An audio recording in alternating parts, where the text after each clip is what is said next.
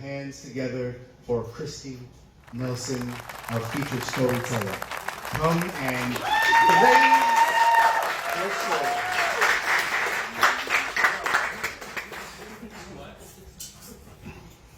As I'm getting older, I am getting bolder.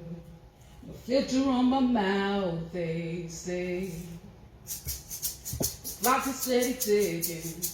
I'm begging y'all to listen. 'Cause I'm tired of this world of sin. Children in the mines, working overtime as industry's driving cars again. They're digging out the minerals while we're paying out the minimum. 180 is what we need, and then the traffic for the high, living in the wild, saying life is just a ride, and then consumed and overwhelmed. They're hushing not to tell, so we stumble and we fail again. Meanwhile, we are doomed unless we tell the truth.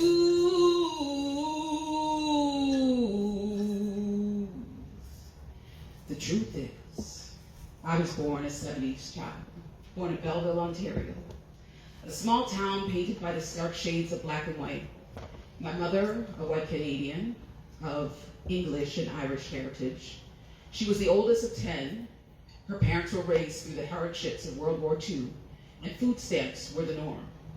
My father, a proud gangman who had traveled the sea, chose Canada as his final stop. They met at a time when racism was not whispered, but lived openly. My mother once said how she went to go secure a house that my father had been denied. Doors closed for him, but suddenly opened for her.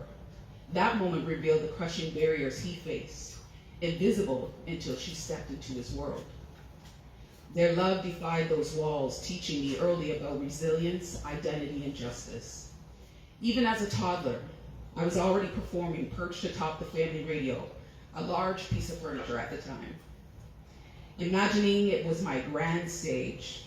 The radio wasn't just music, it was my dance floor, and the place where my story first began. Bell bottoms flared, afro picked high.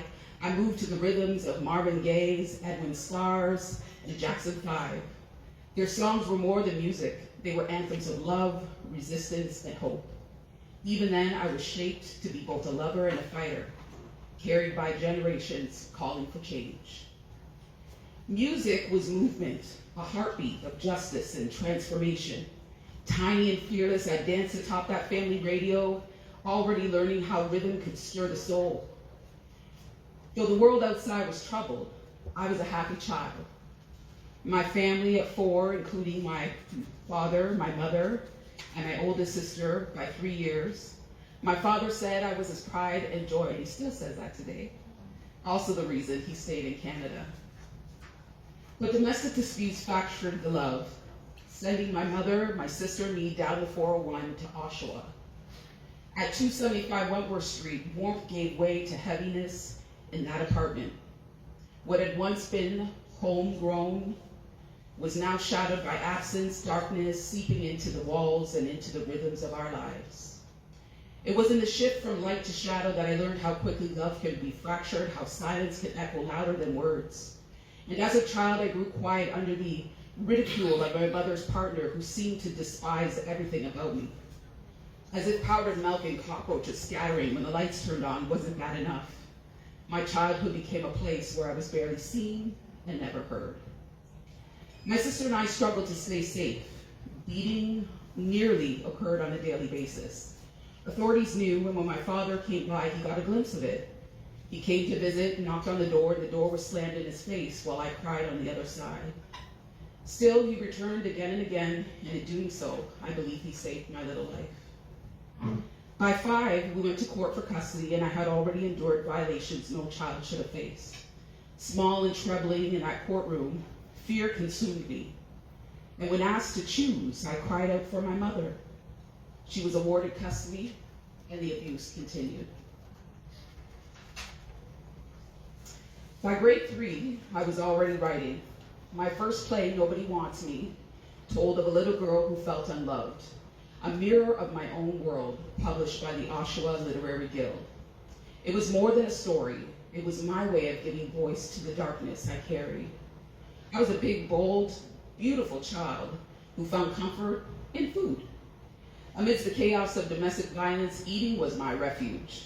And when I was younger, my mother told me a story that she would tuck crackers underneath my pillow so I wouldn't wander from my bed in the middle of the night. Now on the outside, I had great friends, attended school regularly. Weekends were spent choreographing routines in the vacant lot beside the apartment. Yet inside, I was a gentle giant, always trying to belong, always caring more than I let on. Music became my language. My mother and her husband spun vinyl at weddings, and we children tagged along, swept into carnivals of sound. Like Elvis, I'm All Shook Up made me laugh. And then Gloria Gaynor's I Will Survive gave me an anthem, while Dwight Yoakam's Honky Tonk Man taught me heartbreak. Eddie Grant's Electric Avenue pulsed like a survival, and Janet Jackson's Control whispered that autonomy was possible. These songs stitched together were the fragments of my childhood and sometimes resembling hope. Yet I kept my truth hidden. My friends lived light worlds, untouched by the shadows I knew. I never told them and never wanted to break the fragile safety I felt outside the home. However, Christmas was always abundant. Stockings were full, presents were piled high, but what I longed for was time. Time with my father, time with my mother, time with my sister, time with my friends, and time wrapped in peace. At 13, everything shifted. One evening, everyone was in the house sitting down for dinner. And as I pulled my chair out, my little sister cried. Her leg was caught between the chair, and I freed her. But my mother's husband barked at me with vulgarity. I snapped back because I was afraid. And in an instant, his hands were around my neck, lifting me off the ground. Panic surged, I started kicking while trying to pry his hands from my neck. And then I kicked him in the groin. He dropped me, I ran to my room, and at some point I called my loving father. A new revolution began. My father came to get me, and one door closed and the other one opened. Windsor became my new home, a place where survival began to turn into healing. My father's kitchen was a quiet revolution. Fresh fruits, crisp vegetables, fish so fresh it seemed to leap off the plates. And within a year, the weight I carried melted away, and so too did some of the shadows. Now at St. Joseph's High School, I stepped into a world that felt like the United Nations. After Oshawa's stark lines of black and white, Windsor was technicolored. Hallways alive with laughter, traditions, and faces from every corner of the globe. Between Catholic rituals and culture days, life became richer, louder, and very interesting. I had turned a corner, perhaps even a full circle, entering what felt like the happiest time of my life. After years of fear, I arrived in Windsor, ready to begin high school and live with my father, believing I was finally stepping into love. But under his roof, I felt a little bit stressed. Things were strict, African strict, if you know what that is. Emptiness set in. I cared for my younger siblings. Sometimes I had endured my sister's taunting and my stepmother's silence, and my father ruled with an iron fist. Respect, discipline, honor were the themes. I rejected his love. However, I later realized that the emphasis came from them, but it had come from me. I had never felt love in my life as though I felt, and let alone accepted love from others. Scarred by ridicule, I struggled with my father's stern version of love. He promoted respect, independence, and education. His frustration grew, and at some point he sent me back to Oshawa, but knowing that I could never survive there, I returned almost immediately to Windsor, finding refuge with my classmate Sam, an eclectic soul in a small apartment above the butcher shop. I slept on the floor in the room and shared the floor with her cat Boo, and Boo didn't like me, and I didn't like Boo. His space was his, and when I tried to take over his space, he sprayed all of my clothes. The lingering stench of spray I can still remember. We soaked my clothes for days in the bathtub, but in the end, Boo won the battle. The stench stuck. Days were long walks to school from Lincoln Road to Jefferson Avenue. Nights spent hungry. Sometimes I stole for food when I had to, and I leaned on the quiet generosity of friends whose families fed me without knowing the depths of my needs. I didn't complain. In my own way, I believed I was living a good life. Then one day I fell ill. I missed school. When my father was contacted, he simply told them, Christie lives in Oshawa. He hadn't known I'd been attending class in Windsor for months. When I left his home, I left. So the day I was summoned to the guidance office, I walked down the hallway, and there was my father, standing at the end of the hallway. My heart sank. I was so nervous and unsure why he came. But we sat inside the guidance office, and we discussed things. And the guidance counselor said, would you like to be on student welfare? My dad sternly looked her in the face and said, would you like that for your child? It was in that moment that I felt that my dad really, truly wanted the best for me, and I really felt his love. We agreed I would move back into his home, but it didn't last. Within weeks, the tension disrupted my peace, and at 14, I made the decision to leave again. This time, the school guidance counselor stepped in and offered me help to secure student welfare and a job. The mother of an amazing friend, a woman called my Lebanese mom, helped me find a place to live, offered the kind of care I felt I had been missing. School itself became my refuge. The environment was fun, inspiring, and socially I thrived, even if my grades weren't good. Friends became family, filling the gaps of what I lacked living alone. Our principal, Father Zakpour, ruled with an iron fist, and his vice principal, Principal Gilbert, balanced that discipline with encouragement, keeping me motivated and steering me away from trouble. The words tough times don't last, tough people do were words I first heard come from my phys ed teacher. And he was right on time with it. I'd been through some challenges and felt like each day I was getting tougher, stronger, and more confident with the support of my community. Later in life, I would write a song to myself, calling it Hey Little Robin, because I was starting to feel free like a bird. The robin is me, and it goes like this.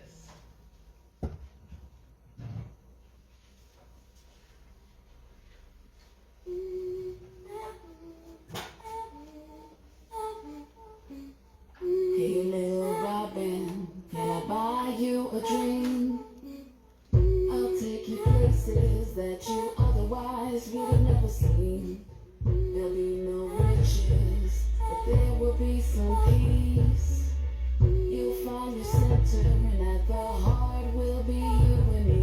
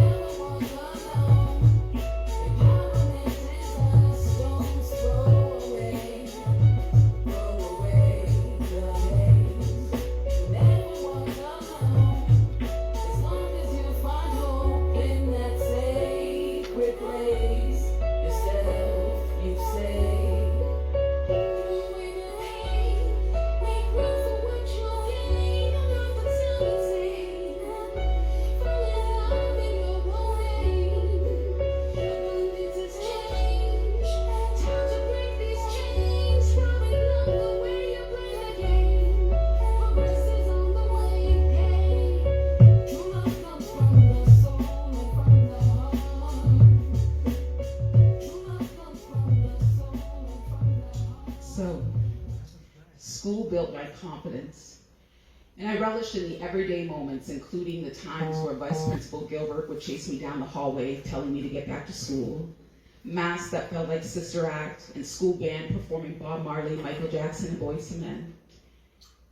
Gilbert, racing down the hallway after me, taught me speed. I was taught faith, teamwork, and love from my school community. I served on student council, volunteered at the Hospice of Windsor, Essex, and took a co-op at the Windsor Essex Scottish Regiment, learning discipline, family values, and service through music, mentorship, and community. Later, I would study law and security and join the Windsor Police Auxiliary. And through a Black-led initiative, hosted a C-Jam radio show, connected with Detroit artists, appeared on Flava TV with artists such as Genuine, Outkast, Cypress Hill, Erykah Badu, and Destiny's Child. Detroit musicians invited me to join them to jam. And one night, I was called to a studio to sing for a rap artist in his new EP. I recorded the hook that talked about if he had $1 million, what he would do with it.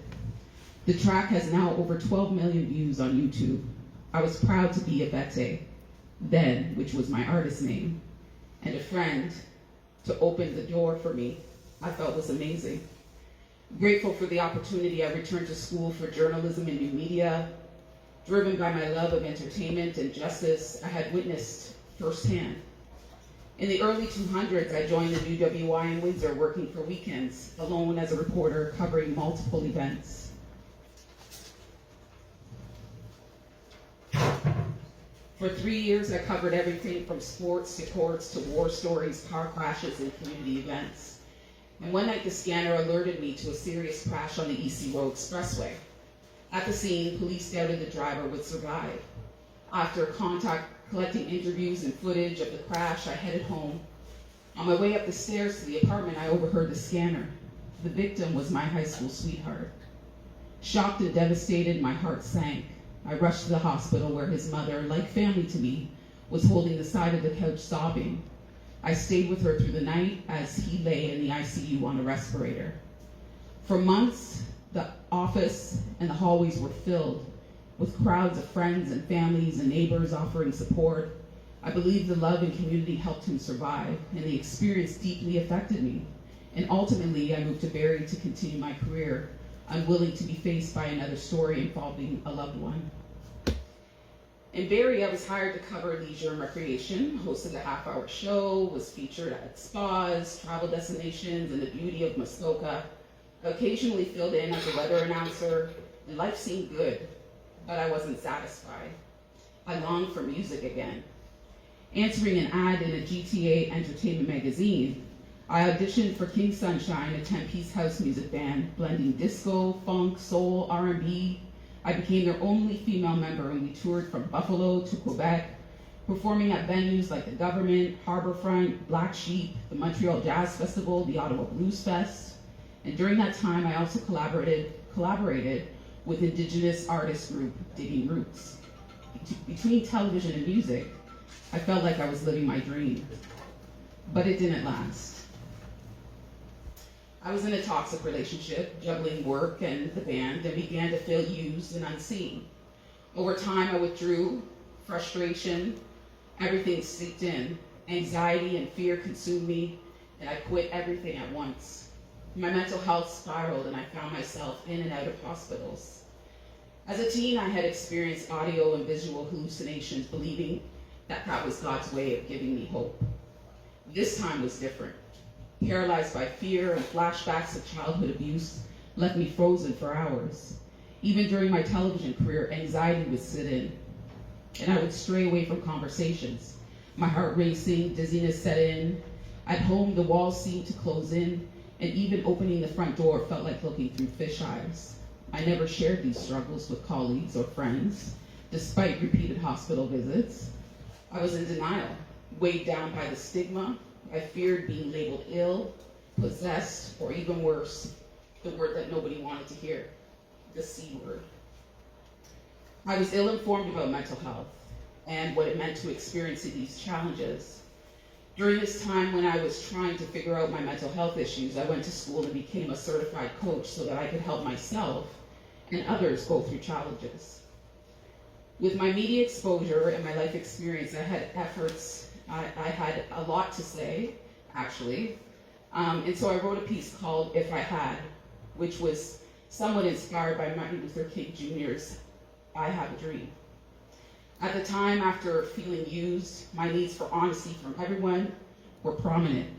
My needs for honesty from the media, from family, the government, doctors, myself, and the need to purge these thoughts was at an all-time high. Today I performed that song to an AI-generated track. Gotta love AI. But originally it was recorded with Mixed Signals music and released, and later on Soul Candy. And I'm gonna take a little moment to breathe. This is If I Had.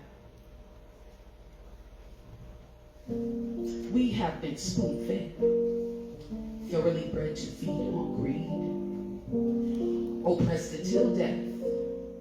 Can't you see? Visions are painted, stories are told, only to unfold arms, so we can swing to the beat of their drums, leaving our thoughts washed up, causing most not to think or drink from the well of wisdom. I said, open your eyes and see the visions, the stories, the need, the greed. If I had a dream, it would begin and end with honesty. If I had a dream, don't fake the funk, lost in the sea. I said, brother man, you're lost in the sea of false imagery. Think of what they want you to see. Get that, it's commodity, not quality. Feed the economy, starve and need, save the government baby, suckle on the breast of hypocrisy. I said, squeeze me, pinch me, wake me from the stream. It's not honesty. If I had a dream, it would begin and end with honesty. If I had a dream, it would begin and end with honesty. If I had a dream, if I had a dream. People stare through the broken glass of their own memories. The future is past, and those who run fast are the quickest to be broken. A wise man once said, to learn you must love discipline. It is stupid to hate correction. Now who will show their affection to the world? Mother Nature is on her knees begging, please bring back stability. A woman's womb is a sword for good health, like the breasts on her chest, like her healing milk. A raindrop falls from the sky like the heat of the moonlight. So who's thankful for most? What means the most? Is it your family tree, the man or woman you seek? Is it the world you live in? How much are you willing to give? For what you love the most? How far can you boast? For fame, what expense? For lust, what regrets? When the night grows heavy, I step into the light with every heartbeat. I claim my power and my right, grace in my movement, still in my resolve. In the pulse of this rhythm, watch my spirit evolve. I rise above the silence, my voice a rolling tide. Strength and grace together, nothing left to hide. Feel the fire inside, let it burn through the air. Every note a declaration lifting me from despair. Hands up to the sky, heart open and free. In this sapphire alchemy, I become all I can be. This vision should make you move your body, your being. What do you see? A lost visionary is scary in a world that does not grieve. So who's living? Who's giving? Who's sharing while bringing peace? Not you, not me. Proverbs verse 14, chapter 3. A word from a fool is like a rod from his back, but a word from the wise will keep you out of trouble. That goes double. A double dose for most cannot see beyond the next tree. I said, holy, holy, holy, Lord, don't stop me. Peace, I bring you peace, I bring you peace.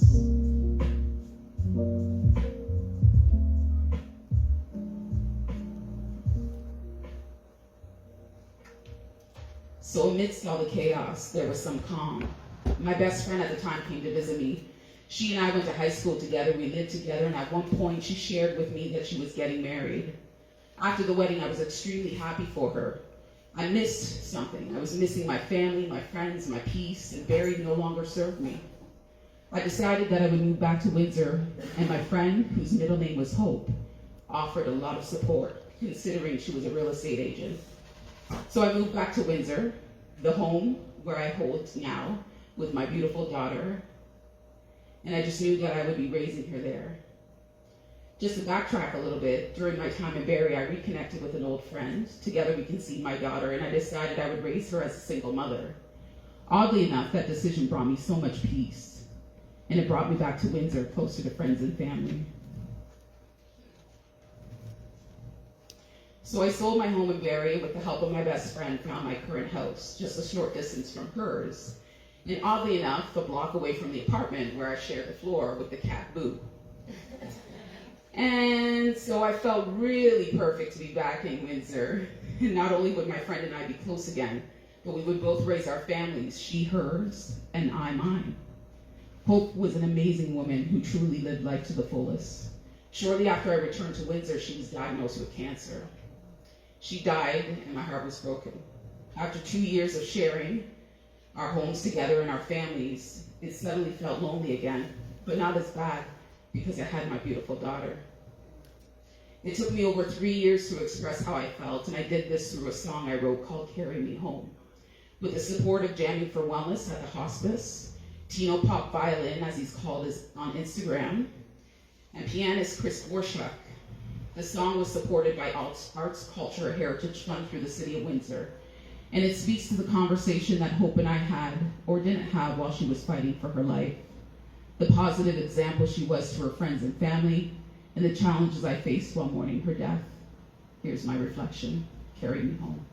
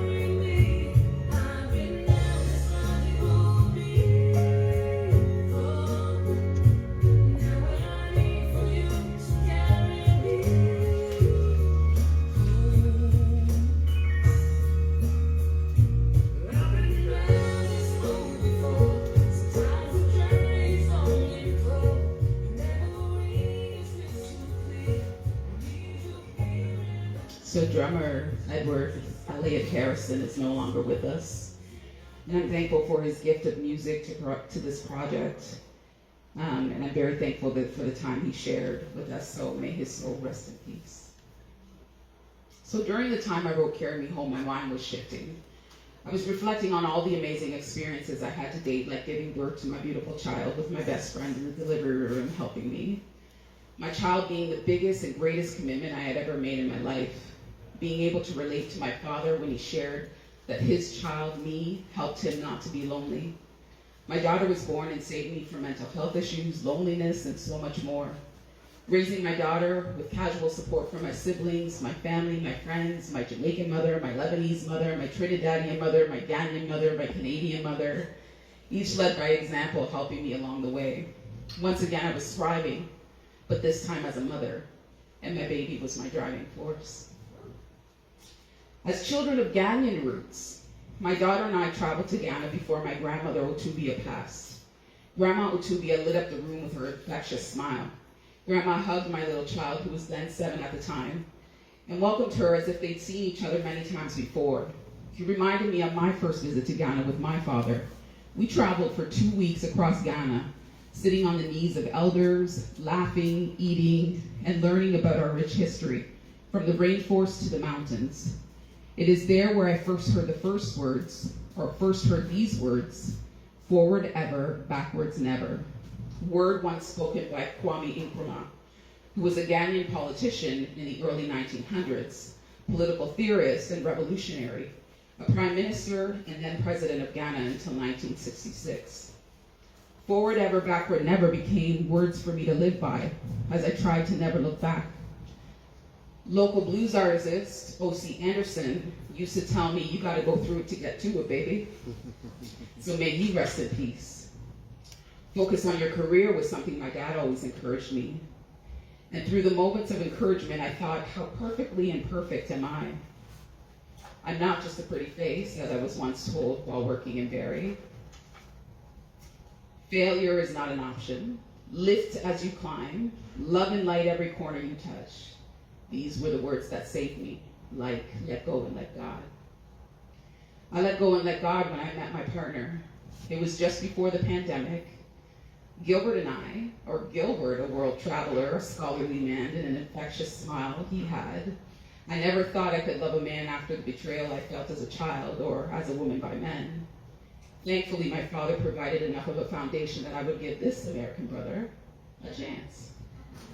So after years of therapy and counseling, and the need to improve my own quality of life, and his history mixed with mine provided me with perfect healing. We were two whole people making a connection. When the border shut down, we stayed connected through social media, WhatsApp, and passionate conversations, and he inspired me to write Together, a collaboration with Latin DJ producer Alonso Mendez featuring Flo. As I imagined me and my partner on the dance floor together again, it was a pandemic project recorded in my home, shared online to producer Alonso Mendez, edited in his house, and it's one we hope will make you want to dance. This is Together.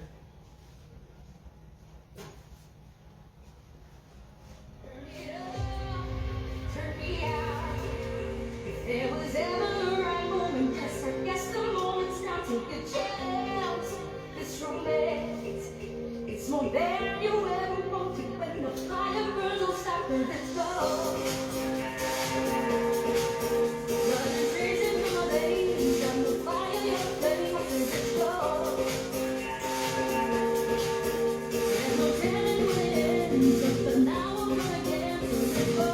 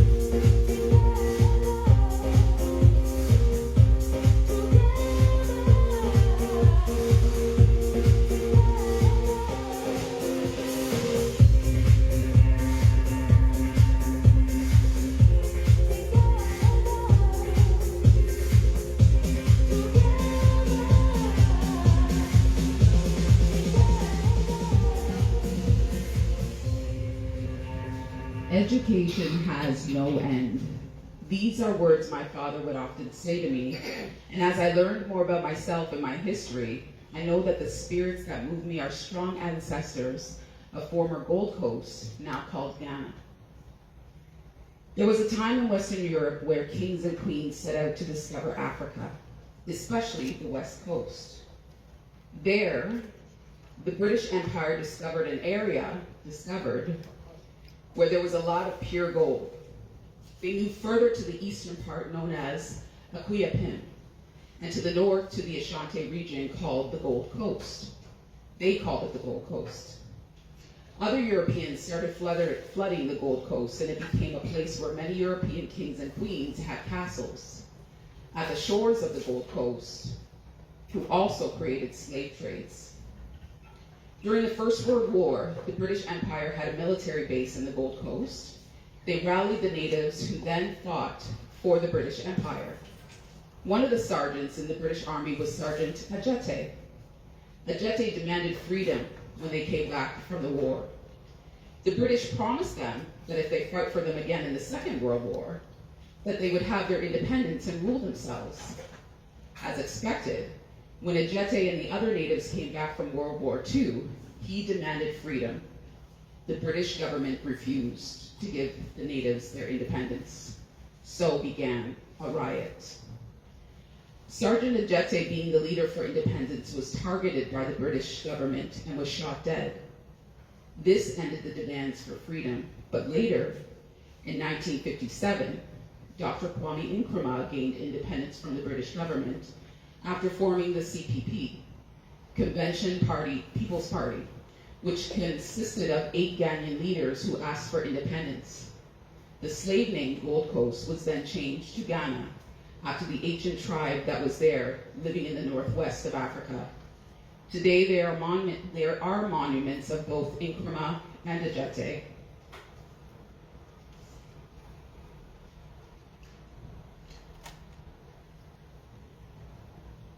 So the name Ajete is our family's tribal name.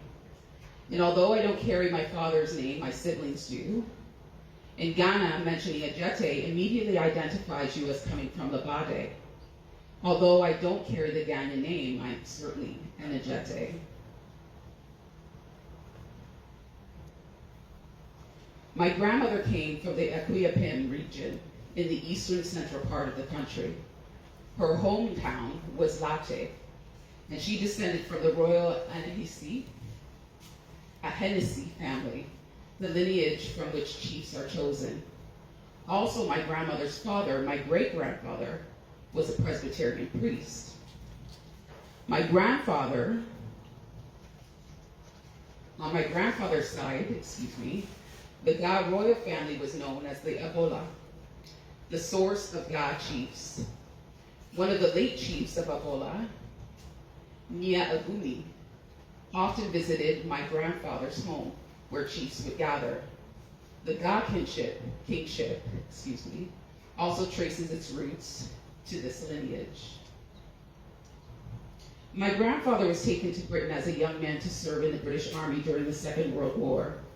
After the war, he ended up working for British Railways, and he pursued a career as an amateur boxer as a light heavyweight.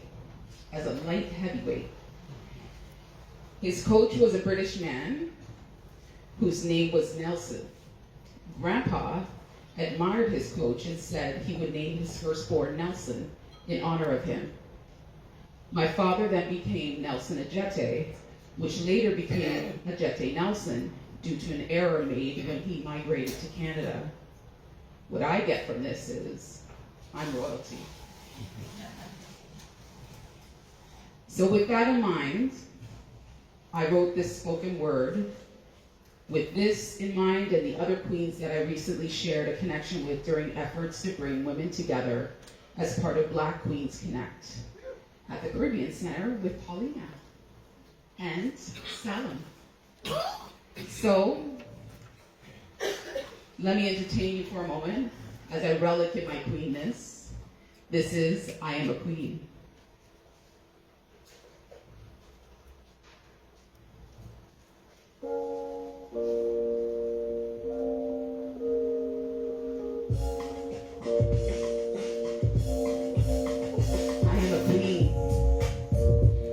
Not because somebody crowned me, but because I know what meant to be. What breathes between my past and my present, I am clean.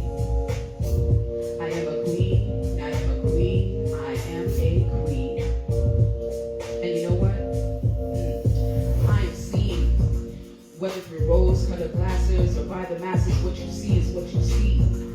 What I know is that royalty, it runs deep. Now say it with me. I am a queen, I am a queen, I am a queen.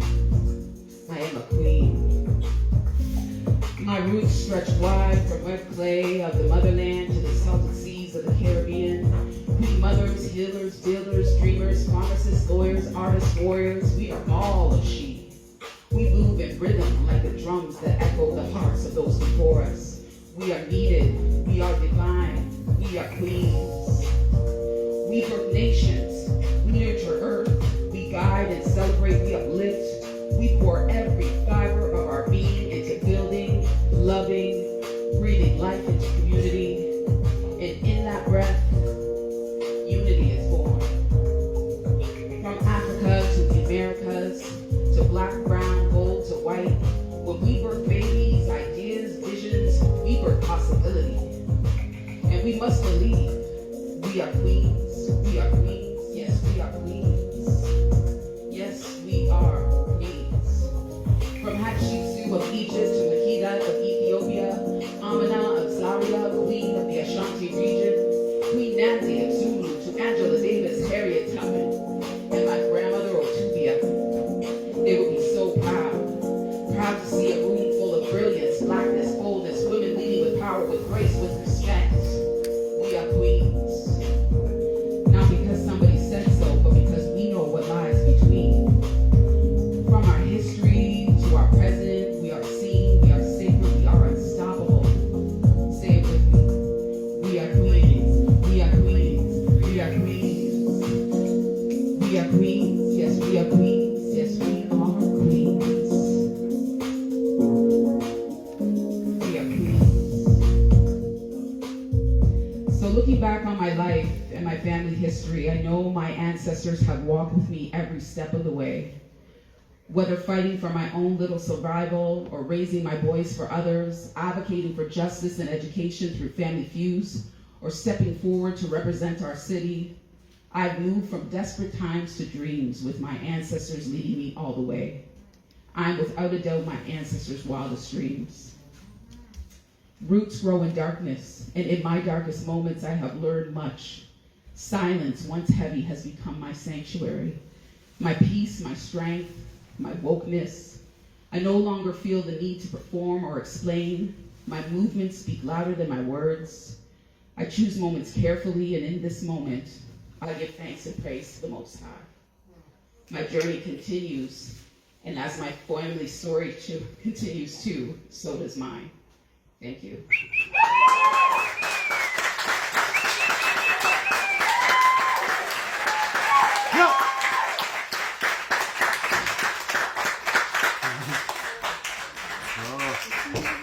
Chris, before you run off, you want to take any questions? Okay. Anybody have any questions?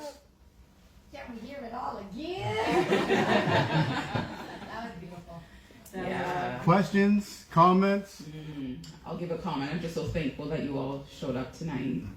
I was a little bit nervous coming here today, I'm not gonna lie. You feel vulnerable in these spaces sometimes, and you all just made me feel so welcome and safe, so I thank you for that. And TJ, I want to thank you as well for inviting me to share my story today, which is part of my family story as well. In my space, there's so many family members. You all feel like family, even the ones who we just met. But I've got my father in the space, I have my beautiful daughter in the space, I have my niece in the space, I have my fiance in the space, I have my mother in the space, I have my sister in the space, I have my sisters and sisters and sisters in the space. And so I'm just very thankful, and yeah, thank you.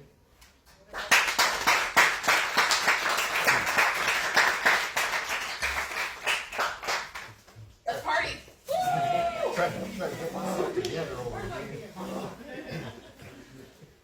All right, once again, that is a blaze of story. Put your hands together. One more time, two more times, three more times for Christie Nelson. Keep your hands going for yourself. Keep them going.